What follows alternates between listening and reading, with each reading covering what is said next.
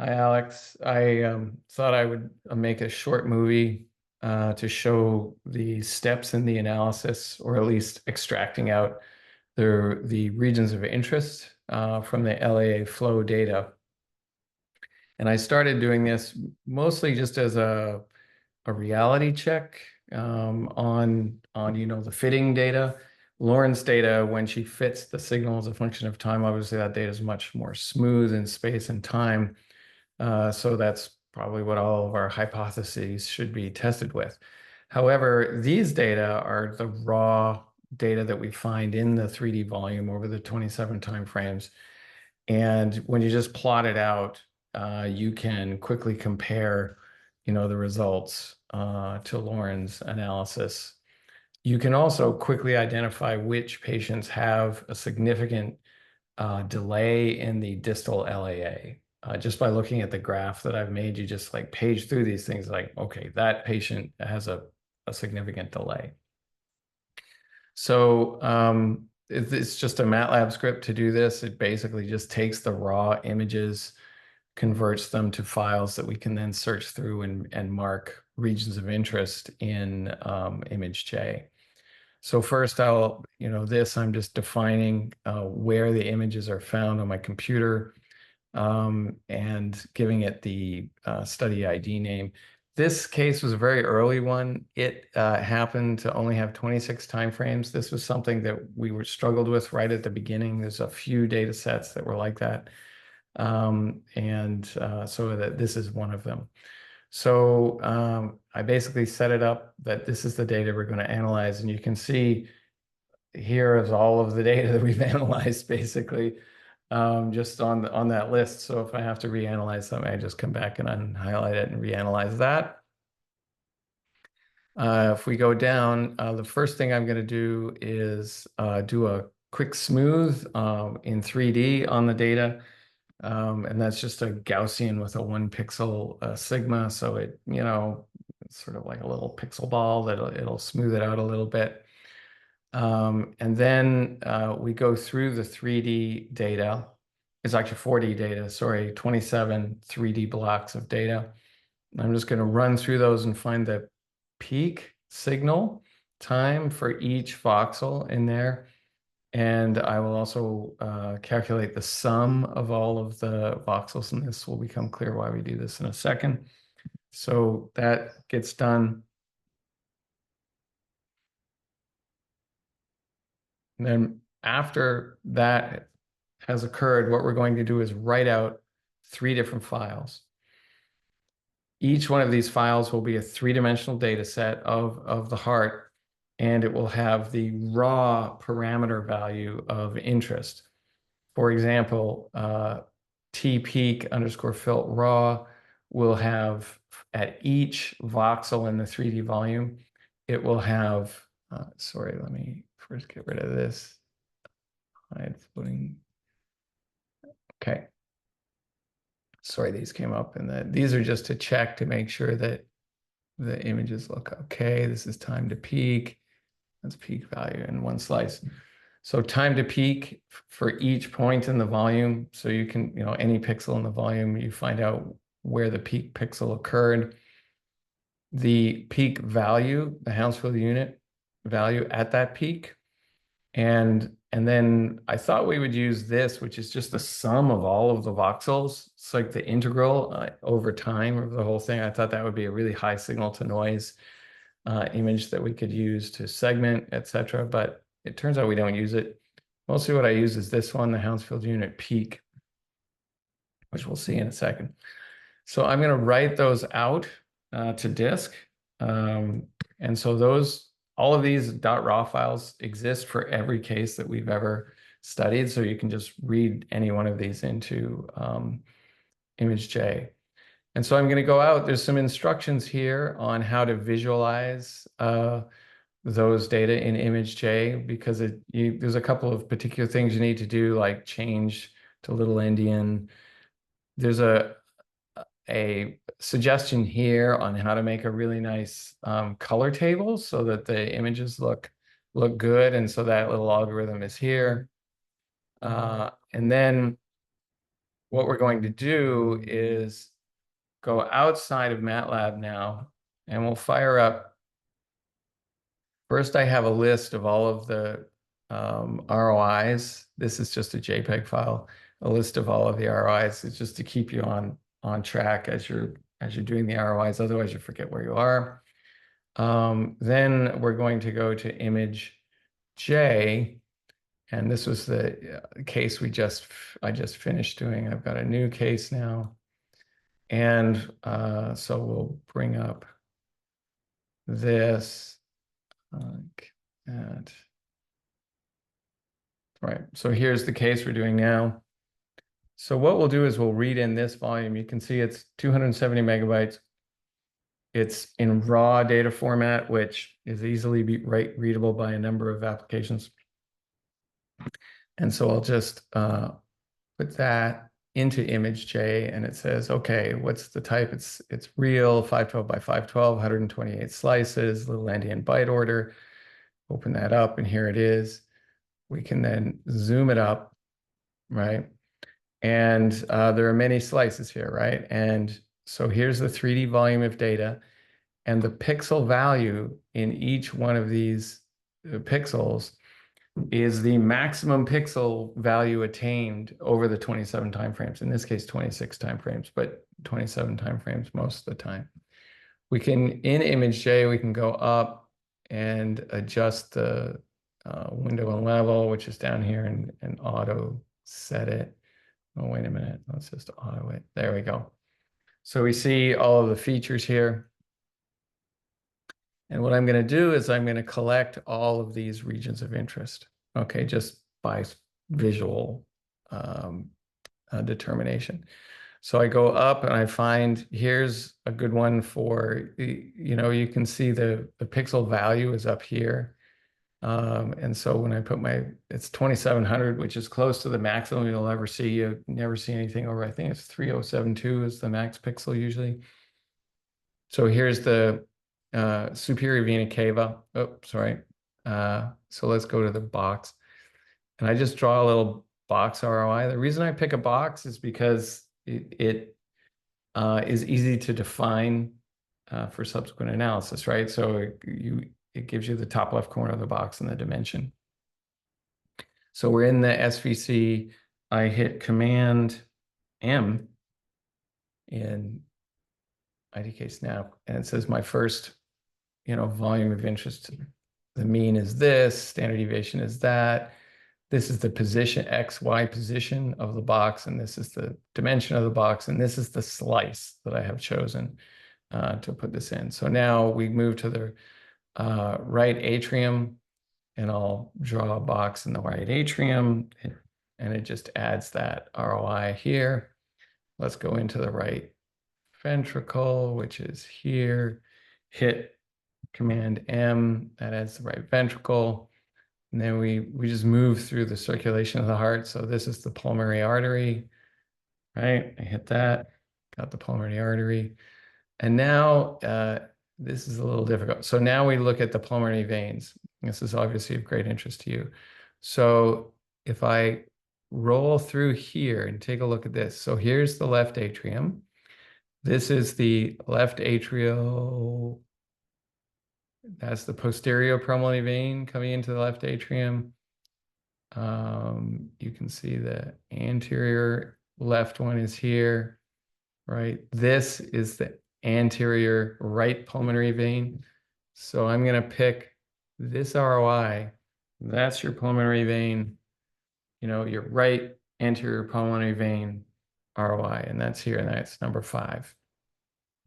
Then what I do is, we talked about this a couple of years ago or a year ago or something. You said you also wanted to see the ROI value just inside the left atrium near that right anterior pulmonary vein. So I just said right anterior pulmonary vein, delta R, DR. And I just do this by sight. I go into the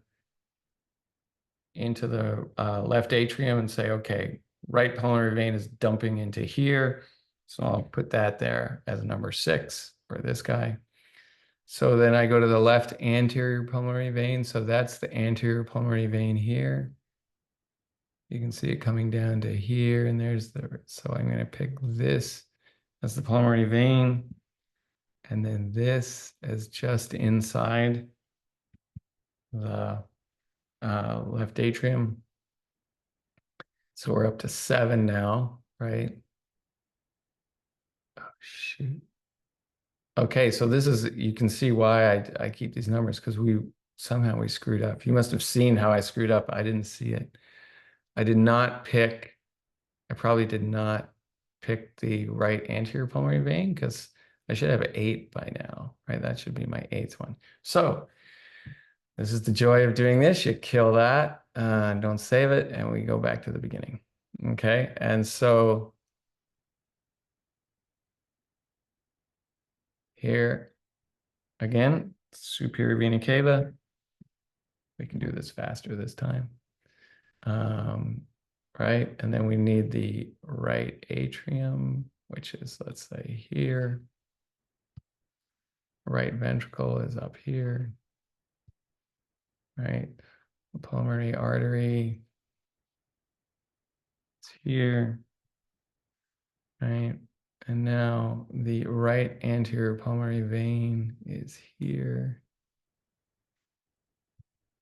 inside the left atrium is there, and now the left anterior pulmonary vein is here, and then inside the atrium is there.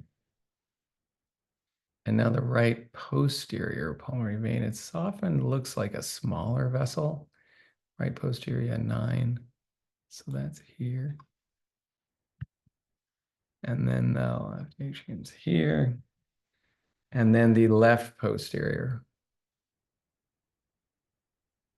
well, that'll be that one.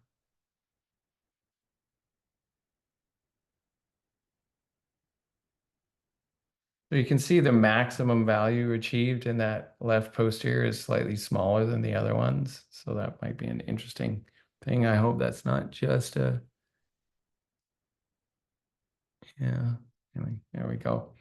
So now we're at 12, go here, 12. We've done all these pulmonary veins. Now we do the left atrium, it's number 13. So we just like select a nice big field there. It's a really good signal from that. Then we do the left ventricle is 14. So we can do that. And then the ascending aorta is here, it's 15. The descending aorta is here. Right. This signal is a really good one for sort of analyzing how long does it take for everything to get out of the heart, you know? So if you think your left atrial appendage in the distal region is delayed, you have to ask the question, is it delayed more than this signal? So now we've only got 3 more to go, right? We've got the left atrial appendage ROIs, and so I save these for last. So this is the distal, the proximal portion. And then I just sort of look up and down and say, okay, that can be mid, right? And then distal is going to be somewhere up here. Let's do that. Give it a bit of a margin. So now I have 19 ROIs, and I save this chart here. I can save it as a CSV file, and I'll just select this one and edit the name. This one is 25987. This is one of our first ones, 25987. Okay, ROIs.csv. And so all of those are saved now. And they're all in a directory for this analysis. So you can go back, and if you're like, this pulmonary vein signal looks weird, you can go back and check and see if it actually is the right ROI, in case I made a mistake. Okay, now what we're going to do is we're going to go back to MATLAB. Okay, and MATLAB now assumes that we have that file name, And these are the order in which I put them in, right? And so it just reads them in. It's going to read in that CSV file and make plots. So here it is in MATLAB. So all of the, regions are here, and then you see all of the curves here. So this one is the descending aorta. That orange one, like you look back here, it's a descending, it's this red curve. And it looks like we might have some weird stuff going on here, although that might be the SVC, which is always weird.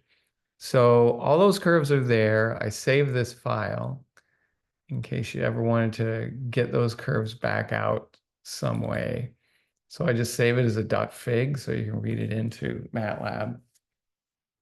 I think there's a way to pull it back out, but anyway. So then you can just plot whichever curves you actually want.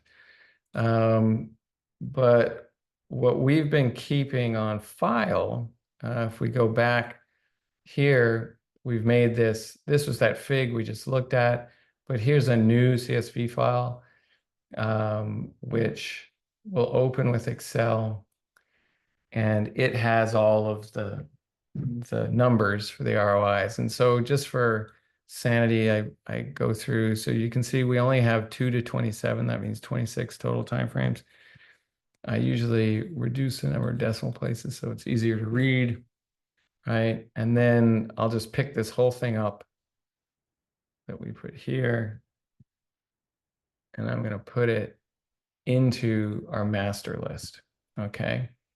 And so what are we doing? We're doing 25987. So that's this one. I am going to call this 5987 old. Okay. And I'm going to add 25987 here. Okay. And then I'm going to paste that stuff in there. So that's our new 25987 stuff. I'm going to put in a baseline for Lauren's Fitz. She needs this baseline number, and equals the average from Q2 to Q4, right? And that's basically where it starts. That's the signal in the descending aorta for the first, like the first, second, and third time frame, I think, averaged together. Everything looks pretty smooth. These numbers are kind of small. The total enhancement when you look at say, let's look at the left atrium. So you look, it gets up to a maximum of about 480 here. And if we go back and see where'd that occur, it occurs at 18 seconds. This time scale, though, remember, can be shifted around depending on when the injection started and things like that. And so we always normalize our time basically to the peak of the LA, right? And say, okay, at the peak of the LA, that's what everything's going to be normalized to.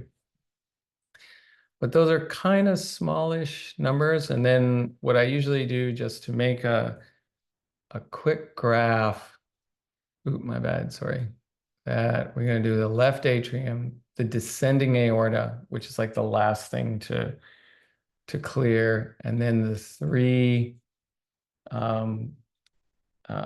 left atrial appendage signals. And I'll just insert a chart with that stuff on it, so you can quickly see if this is one of our delayed patients or not. And I'm trying to make them roughly the same format so that they're quick to scan through. Put it up here.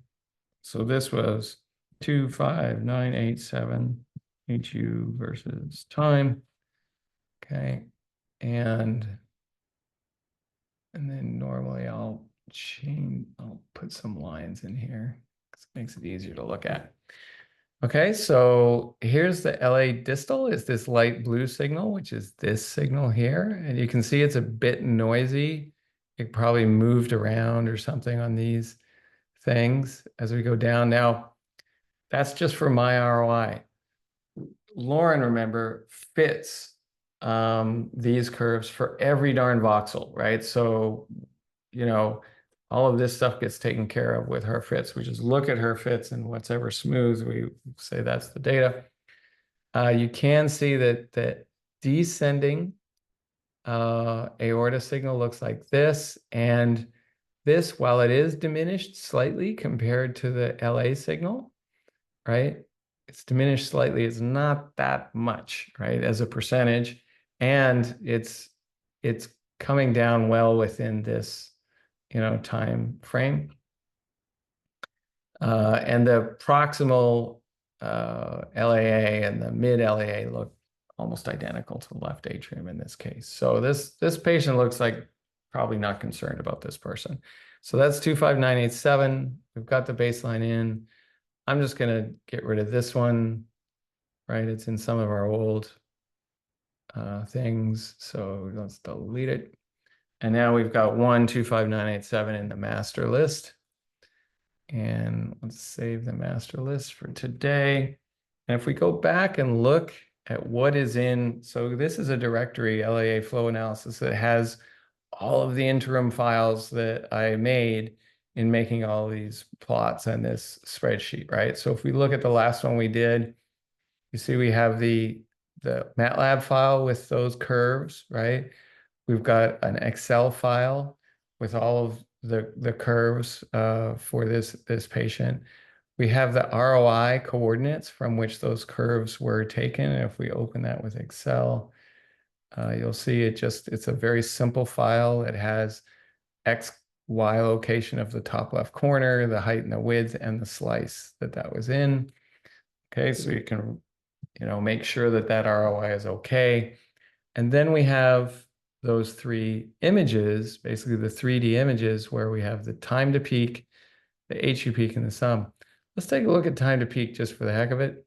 Actually, time to peak for the other ones would be more interesting. Let's look at time to peak for this guy. Okay, so let's go back to here. Okay. And we'll look at 279 T peak. Okay, so if I drag that in there, it's the same. So now you can see it's a different looking picture, right? Because these all represent the time at which that, voxel hit its peak. Okay, and I'll just do this quickly. Normally I change the lookup table to be fire, and then I lookup table, then I invert it, I think. Yeah, there it is. Inverted fire looks the best for looking for a difference between basically the left atrium, which is right here, and this time to peak, you can see is up. If you read the numbers up here as I'm paying, it's like 30, 29, something like that, all around here. And then we go in, oh, my bad. We go into the left atrial appendage, and you can see in the distal part, the time to peak is pretty late. It's like 47. So in order to standardize the window and level, I came up with an algorithm, and I can't remember what it is right now, but it's in the MATLAB file. Let me go see what it looks like.